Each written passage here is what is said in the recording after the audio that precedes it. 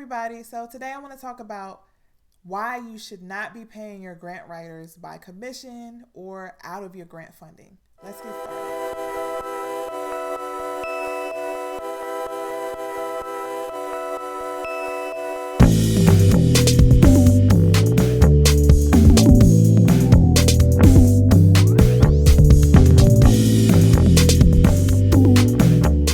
Hey everyone, Tiffany here with Boss on the Budget. I help new and small nonprofits get up and running, and I wanted to talk about an issue that comes up a lot in my grant writing group on Facebook. But first, if you're interested in videos like this, you want to learn how to launch a nonprofit, and you want to learn about grant writing, please subscribe to my channel for videos like this.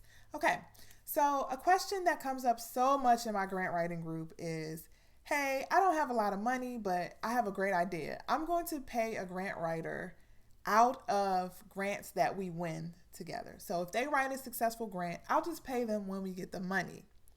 Who's willing to do that? Or sometimes I'll get people who want to get started in the grant writing world. They want to become a freelance grant writer. And they say, well, does it make sense for me to get paid out of commission? Or once I win a successful grant, can I just get paid then?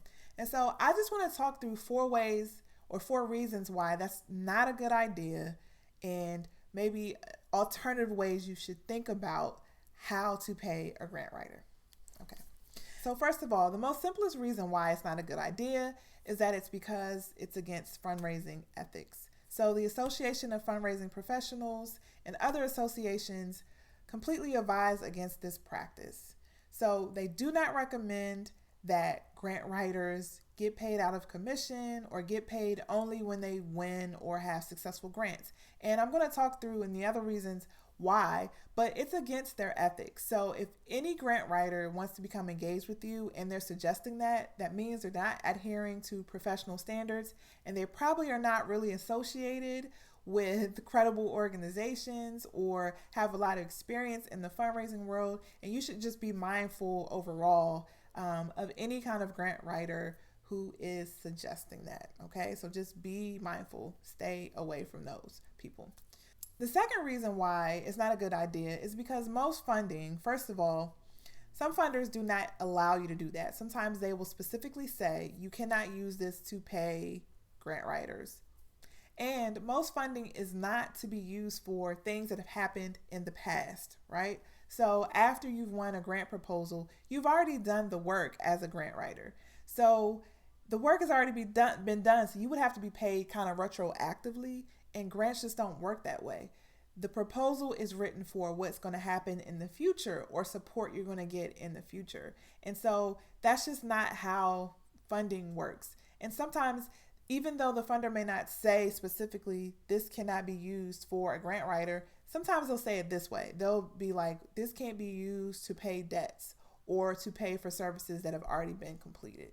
Okay, so just keep in mind that the grant that you're trying to get or the funding that you're trying to get may not even allow you to do it. So that's another reason why you don't want to get yourself in a sticky situation where you're not allowed to, or you do something that's not illegal or that's not legal, or it gets you in trouble with your funder. The third reason, which I think is one of the most important reasons, is that you should pay people for their work.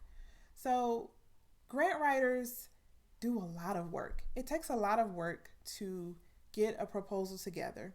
And especially if they're working with new and small nonprofits, sometimes those organizations don't have the capacity to pull together all the information that's needed to send in a coherent proposal. So it takes a lot of digging, it takes a lot of back and forth for that proposal to come together. If there are proposals that have a lot of moving pieces or have a lot of partners, it can be a lot of work to bring all that together. So you need to pay people what they're worth. And grant writing is a particular skill. It's a special skill that you can learn and you can grow into that skill, but it's still a skill nonetheless. So when people put up their time, they put up their effort, you should be paying them for that time and for that effort. Now, there are some people who are willing to do things pro bono, or they're willing to work with you, or they may not charge as much if they know you're a new organization and they're trying to work with you. But just keep in mind that if you want someone to do a good job for your organization and you want them to represent your organization well, you really should be paying them. And the last reason why you should be paying your grant writers and not pay them out of commission or out of the grant funding is that every proposal is not guaranteed, whether you think it is or not. So you can write the perfect proposal. You can have someone who is an awesome grant writer. They write the perfect proposal for you, and you could still not be funded. And it could be for any kind of random reason. You don't even have to know the reason, but it could be they ran out of money or their board is more interested in different programs now. It could be reasons that are completely out of your control and completely out of the grant writer's control. It could be a reason that had nothing to do with how the proposal was written. Or it could be that you have a really good grant writer and you have a crappy program. Or you have a program that's not fully fleshed out, or it doesn't have clear outcomes, and it's just not a good program. So if anybody was going to write it up, it would be a mess. So there are so many things that are out of the grant writer's control. It's really unfair for you to say you can get compensated based on the success of something that you can't even touch. So I'll give you a mind-boggling example of this. So I was working with a colleague on a project, and a funder approached us about doing a project. They wanted us to do it. So they asked us to submit a proposal to them so we could work through that process. So we worked on the proposal, we put in everything that they wanted, and guess what? They didn't fund us.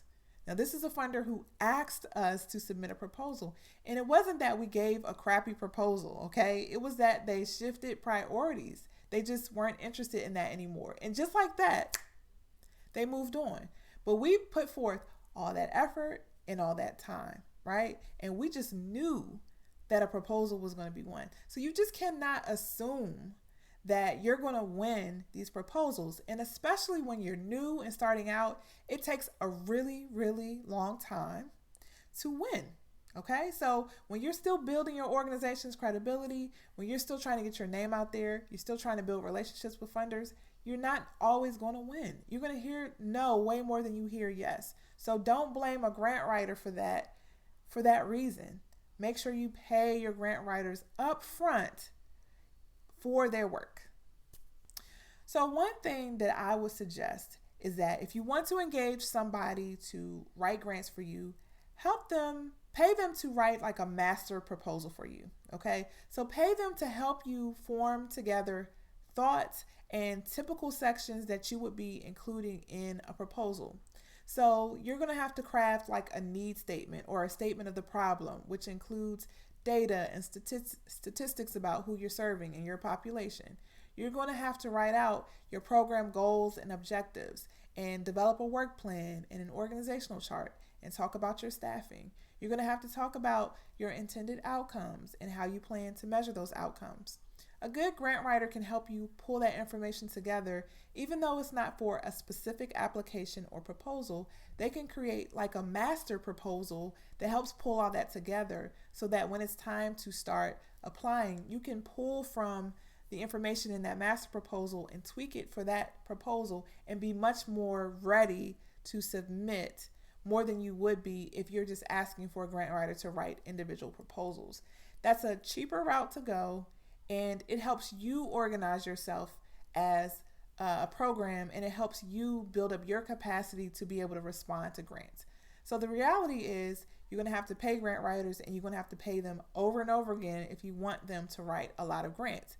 And the reality is, in order to win, you got to write a lot of grants. So it's important, if you don't have money, to have the tools you need and the information you need to do your own proposals. And one of the ways you can do that is through a master proposal. The other way is you can write the grants yourself. So a lot of people think that grant writing is intimidating, or they feel like they can't do it. It's too much work. And I often get confused by that, because all grant writing is convincing an outsider why your organization exists.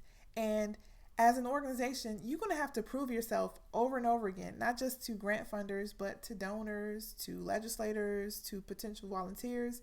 That is the work. That is being able to articulate to an outsider or a stakeholder why you're important, why you exist, what you do, and to be able to write that down in a coherent way and write it out in a coherent plan, that is what you should be doing as an organization anyway. So that exercise of writing out your needs statement and writing out what you do and having a work plan and making sure you have a budget in place and have your financial statements, all that can do is help you. All that does is help make you sharper, and it prepares you better for communicating to your stakeholders. So I would recommend that you write a proposal and you get started yourself.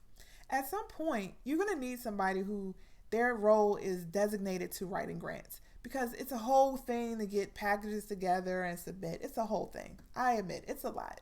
But in the beginning stages, especially for the type of grants that you'll probably be eligible for, they're not going to be super complicated grants. They're not going to be super hard.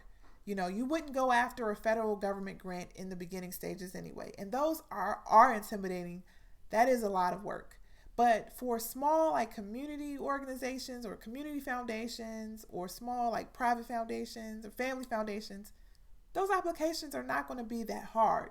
So I would recommend you try to write those grant proposals yourself, and you'll be surprised by what you're able to do. If you need help doing that, I have a grant workbook that walks you through every section of a proposal and gives you ideas for what you should be writing in those sections that you're going to typically see. If you're interested in doing that, please check out the link in the description box below. And as always, if you have questions for me, visit me at www.bossonabudget.com, and I'll see you in the next video.